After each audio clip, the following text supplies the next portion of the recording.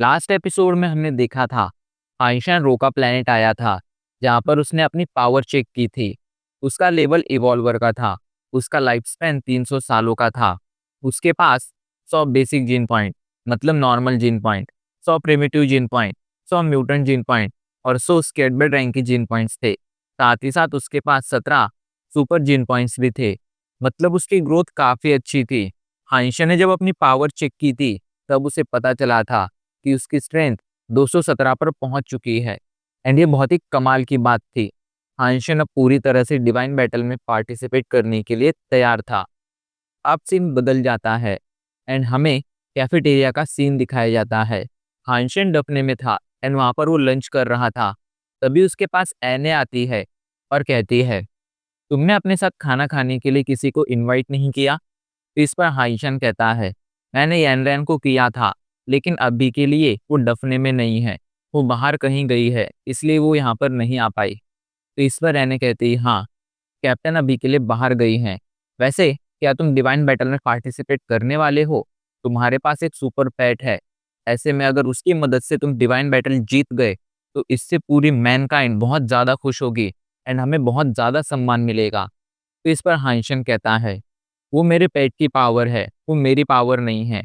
अगर फाइट के दौरान मेरा सामना किसी ऐसे स्पिरिट से हुआ जो हद से ज़्यादा पावरफुल हुई, तो उस केस में मेरी पेट इससे पहले कि कुछ कर पाए वो स्पिरिट मुझे ही मार देगी। मैं अपनी जान खतरे में नहीं डाल सकता हूँ। तो इस पर एने उसे समझाने लगती है, आइंस्टाइन, एडवांस डेमन वर्ल्ड वो डेमन वर्ल्ड है जहाँ पर ह्यूमन की पॉपुलेशन सबसे ज़्यादा है। लेकिन इसके बावजूद आज तक कोई ह्यूमन वहाँ की डिवाइन बैटल में टॉप में नहीं पहुँच पाया है। टॉप 10 तो छोड़ो, टॉप 50 में तक नहीं पहुँच पाया है। तुम्हारे पास ये मौका है, ऐसे में तुम्हें ये करना चाहिए। इससे हमारी पूरी ह्यूमन रेस को बहुत ज़्यादा सम्मान मिलेगा एंड उनका कॉन्फिडेंस भी बढ़ेगा। तो इस पर हाइंशन उसे अजीब तरह से देखते हुए कहता है, एने, ये तुम भी समझती हो, तू एक बैटलफील्ड है ना कि कोई गेम। ऐसे में मैं अगर वहां पर उतरा तो मेरा जिंदा लौटना ही मुश्किल हो जाएगा। तो इस पर एने उसे घूरते हुए कहती है, हाइंशन, ह्यूमंस इस चीज का इंतजार कर रहे हैं कि कोई ऐसा वॉरियर आए जो उन्हें इंस्पायर करे, उन्हें मोटिवेट करे, ताकि वो लाइफ में कुछ हासिल कर पाए, इन एडवांस डेमन वर्ल्ड में टॉप पर पहुंच पाए। तुम ऐसा कर सकते हो, लेकिन तुम ऐसा नहीं कर रहे हो, ये सही नहीं है। ये कहकर एने वहां से चली जाती है। लेकिन हानशन इस पर कुछ नहीं कहता है। वो मन ही मन सोचने लगता है, अगर मैं हानशन बनकर किसी भी फाइट में पार्टिसिपेट करूंगा तो डिवाइन बैटल में ये सभी को पता चल जाएगा कि मुझे पता चल चुका है कि लाइफ जेन एसेंस को किस तरह एब्जॉर्ब किया जा सकता है, उन्हें किस तरह कंज्यूम किया जा सकता है। एंड अगर एक बार ये बात लीक हो गई तो फिर मेरी जान को जो खतरा होगा उस खतरे से मुझे क्वीन फैमिली और जी फैमिली चाहकर भी नहीं बचा पाएंगे। इसलिए हाइंशन बनकर मैं उस फाइट में पार्टिसिपेट नहीं करूंगा, बल्कि उस फाइट में पार्टिसिपेट करेगा कॉइन। ये कहकर हाइंशन जल्दी से अपना डेमनिक आंट आर्मर पहन लेता है, जिसे उसने पहले ही वॉयलेंट स्टेट में कन्वर्ट कर दिया था, जिससे अब इसकी पावर बहुत ज्यादा बढ़ गई थी। साथ ही साथ हाइंशन को यह भी पता था कि डेमनिक आंट का एनर्जी फ्लो इस पैटर्न में फ्लो होता था। ऐसे में हाइंशन उस पैटर्न की कॉपी कर कर अपने एनर्जी को भी उसी पैटर्न में फ्लो कर कर अपने डिफेंस को बहुत ज्यादा बढ़ा सकता था। एंड वो बिल्कुल ऐसा करने वाला था। हानशन अभी के लिए ह्यूमन रेस को डिवाइन बैटल में रिप्रेजेंट करने वाला था एंड उसके पास अपने डिफेंस के लिए आर्मर भी था। लेकिन उसके पास अभी के लिए ऐसी कोई मार्शल आर्ट टेक्निक नहीं थी जिसका उस फाइट में यूज कर सके। वो उस फाइट में ना ही तो ड्रैगन स्पेयर का यूज कर सकता था, ना ही पिकॉक क्रॉसबो का, क्योंकि अगर वो इनका यूज करता तो सभी को पता चल जाता कि कॉइन और हानशन दोनों एक ही हैं। ऐसे में हानशन को अभी के लिए एक पावरफुल मार्शल आर्ट टेक्निक की जरूरत थी। हानशन एक मार्शल आर्ट टेक्निक ढूंढ रहा था। तभी उसे एक मार्शल आर्ट टेक्निक मिलती है जिसका नाम था थंडर बॉक्सिंग। थंडर बॉक्सिंग एक काफी ज्यादा पावरफुल मार्शल आर्ट टेक्निक थी एंड इसे वो इंसान यूज कर सकता था एंड सीख सकता था जिसके पास लाइटनिंग एलिमेंट हो, मतलब जिसकी एनर्जी लाइटनिंग एलिमेंट की हो। लेकिन हानशन के पास तो लाइटनिंग एलिमेंट था ही नहीं, लेकिन उसके पास मिस्टीरियस मंत्रा था जिसका यूज कर कर हानशन सिल्वर फॉक्स के एनर्जी फ्लो को कॉपी कर सकता था। हानशन को बस उसे कॉपी करना था, जिसके बाद हानशन के पास लाइटनिंग पावर आ जाती एंड वो थंडर पंच सीख सकता था। हानशन इस बारे में ही सोच रहा था। इसके बाद वो इसे परचेस करने का डिसीजन लेता है।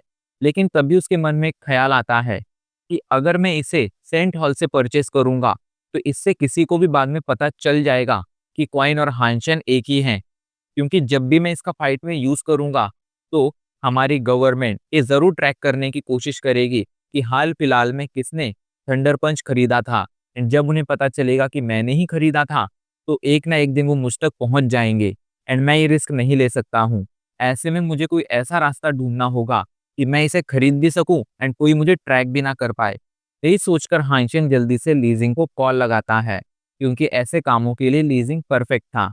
हाइंशन उससे पूछता है, लीजिंग, मुझे कोई ऐसा रास्ता बताओ कि मैं एक मार्शल आर्ट टेक्निक खरीद सकूं एंड कोई भी इस बात का पता ना लगा पाए कि मैंने वो मार्शल आर्ट टेक्निक खरीदी है।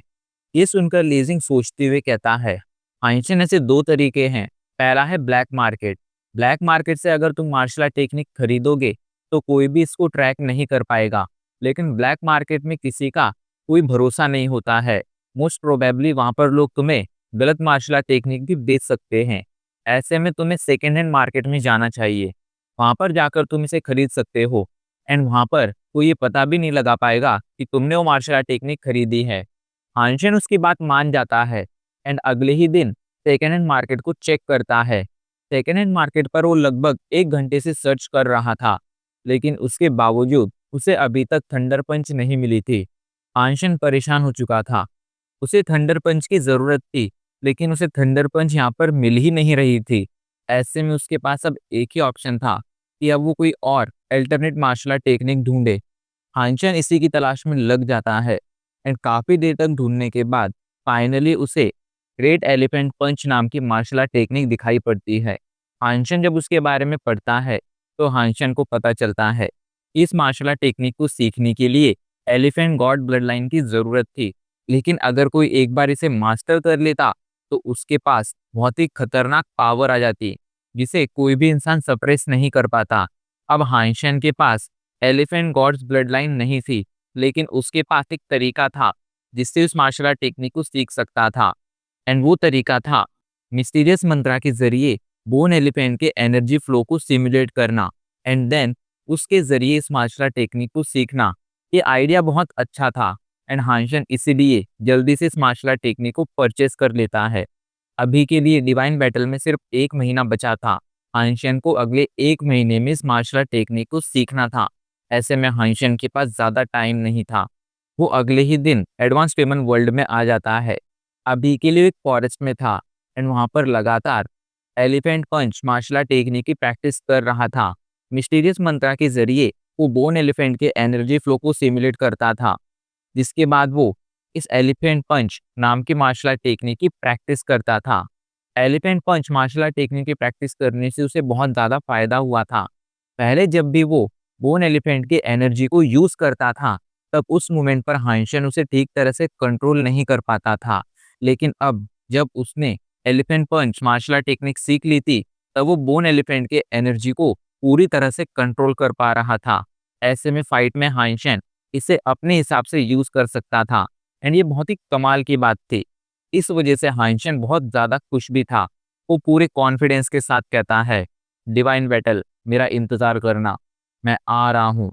अब हमें एक रॉयल स्पिरिट शेल्टर का सीन दिखाया जाता है। वहां पर एक बहुत बड़ा बैटल फील्ड था, लेकिन उस बैटल फील्ड में बहुत ही कम लोग मैच देखने आए थे। अभी के लिए वहां पर रिपोर्टर फैंग भी आया था, जो इस सभी नज़ारे को देख रहा था। इतना बड़ा बैटलफील्ड था, लेकिन वहां पर बहुत ही कम ह्यूमंस थे। कोई इसकी वजह जानता था, क्योंकि आज तक जितने भी बैटल मतलब डिवाइन बैटल्स हुई थी उनमें ह्यूमंस बहुत ही बेकार परफॉर्म कर पाए थे। ऐसे में ना के बराबर लोगों को एडवांस डेमन वर्ल्ड की डिवाइन बैटल देखने की इच्छा होती थी। अब फैंग यहाँ पर क्यों आया था ये तो वही जानता था, लेकिन तभी अचानक से फैंग को एक आदमी दिखाई पड़ता है। फैंग जल्दी से उसके पास जाता है एंड कहता है, मिस्टर हुआ, आप यहाँ पर आए हैं। तो इस पर मिस्टर हुआ उससे पूछते हैं, क्या तुम्हें भी डिवाइन बैटल में इंटरेस्ट है? तो इस पर फैंग अपना सिर हिला देता है, लेकिन फिर वो पूछता है, हाँ मुझे इंटरेस्ट है, लेकिन आप यहाँ पर क्यों आए हैं? तो इस पर मिस्टर हुआ बताते हैं, डिवाइन बैटल हर 10 साल में होती है एंड मैं हर 10 साल में यहाँ आकर इसे रिकॉर्ड करता हूँ, ताकि मैं लोगों को बता सकूं कि डिवाइन बैटल में एक्चुअल में हुआ क्या था। तो इस पर फैंग उनसे पूछता है, लेकिन डिवाइन बैटल को तो बहुत ही कम लोग देखते हैं, क्योंकि ह्यूमंस इसमें बहुत अच्छा परफॉर्म ही नहीं कर पाते हैं। तो आखिर ऐसे में आप इसे रिकॉर्ड क्यों करते हैं?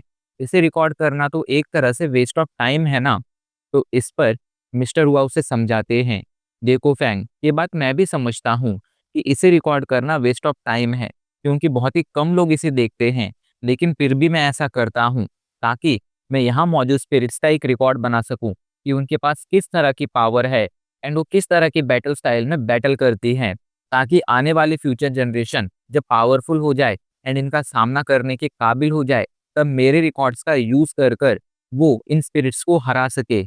हर साल बहुत से ह्यूमन इसमें पार्टिसिपेट करते हैं, भले ही वो बहुत ज़्यादा अच्छा परफॉर्म नहीं कर पाते हैं, लेकिन एक तरह से वो मैनकाइंड के वॉरियर हैं, जो मैनकाइंड को आगे ले जाने के लिए अपनी जान की तक परवाह नहीं करते हैं।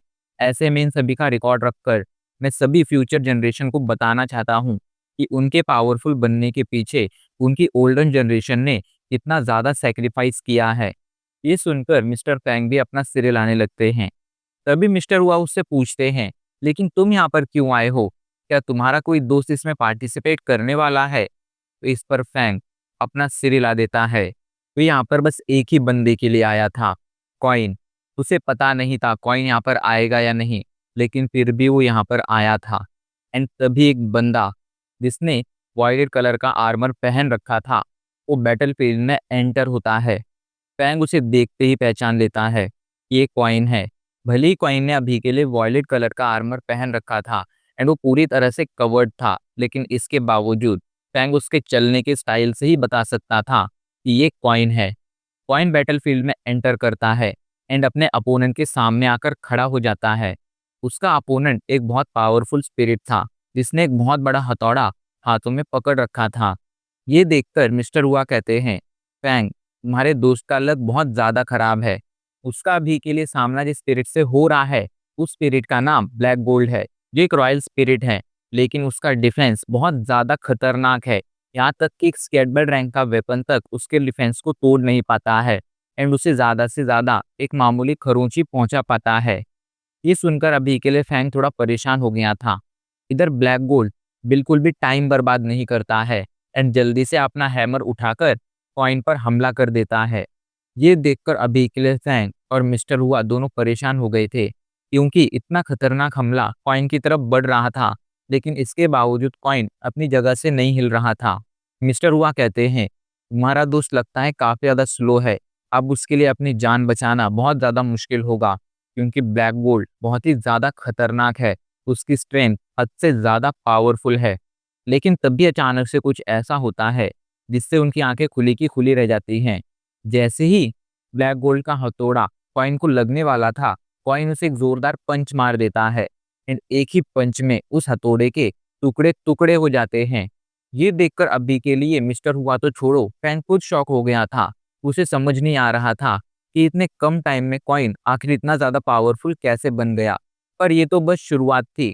कॉइन जल्दी से अब बोन एलिफेंट के एनर्जी फ्लो को एक्टिवेट करता है, जिससे उसकी बॉडी के अंदर बोन एलिफेंट जैसी पावर आ जाती है।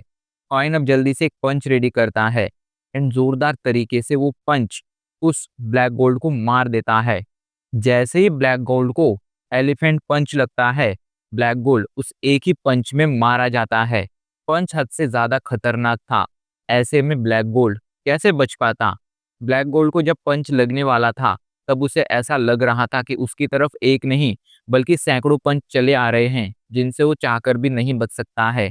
एंड जैसे ही उसे वो पंच लगा था, ब्लैक गोल्ड तुरंत वहीं पर मारा गया था। अभी के लिए उनके सामने जो भी हुआ था, उसने फैंग को तो छोड़ो, मिस्टर हुआ को तक चौंका दिया था। मिस्टर हुआ अभी के लिए कॉइन की पावर देखकर बहुत ज्यादा खुश हो गए थे।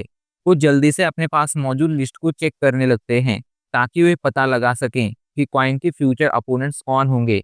एंड जब वो उस लिस्ट को चेक करते हैं, तो वो शॉक हो जाते हैं, क्योंकि अगले 10 राउंड्स में कॉइन का ऐसा कोई भी अपोनेंट कॉइन के सामने नहीं आने वाला था जो ब्लैक गोल्ड से ज्यादा पावरफुल हो। ऐसे में कॉइन के पास फाइनल में पहुंचने का एक मौका था, लेकिन तभी वो देखते हैं कि कॉइन का फाइनल में अपोनेंट कौन होगा। एंड ये देखकर उनकी परेशानी बहुत ज़्यादा बढ़ जाती है। वो परेशान होकर कहते हैं, तुम्हारा दोस्त एक बहुत बड़ी मुसीबत में है।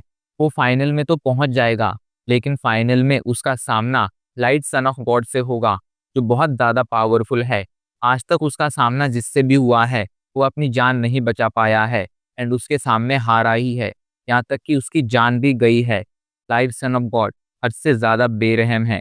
आज से कुछ सालों पहले उसने एक ह्यूमन से फाइट की थी। वो ह्यूमन इवॉल्वर बहुत ज़्यादा पावरफुल था, लेकिन इसके बावजूद लाइट सन ऑफ गॉड ने उसे एक ही हमले में मौत के घाट उतार दिया था। इससे तुम समझ सकते हो कि वो कितना ज़्यादा पावरफुल है। एंड अब इसी के साथ हमारे एपिसोड आज यहीं पर खत्म हो जाता है।